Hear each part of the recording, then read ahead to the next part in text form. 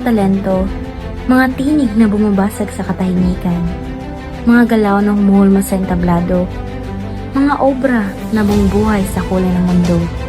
Napapatanong ako, ano naman ang kaya ko? Paulit-ulit kong tinatanong ang sarili ko, may talento ba talaga ako?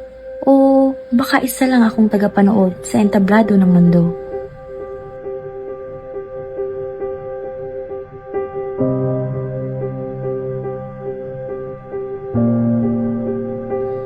Bakit parang ang dali para sa kanila?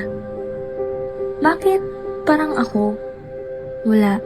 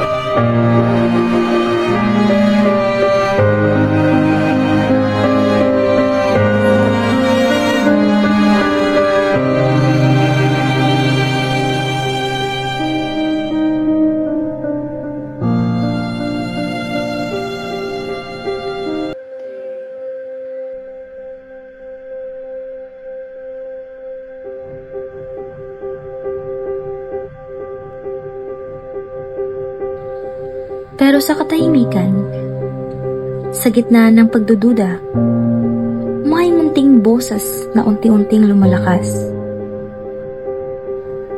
At sa mga sandaling akala ko'y wala, doon ko siya natagpuan. Isang kakayahang matagal nang nanahimik.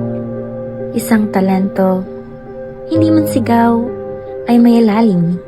Hindi man palakpakan ang kapalit, ay may saysay. Dahil ang tunay na talento, hindi palaging nakikita ng madla.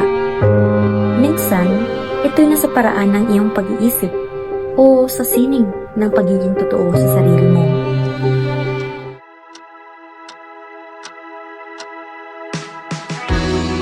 Ngayon, alam ko na. Sa mundong puno ng mga talento, may lugar pala ako.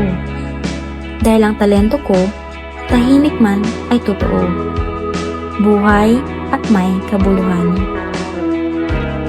Hindi lahat ng taong nahihirapan o mahina sa isang partikular na gawain ay mahina na rin sa lahat ng bagay.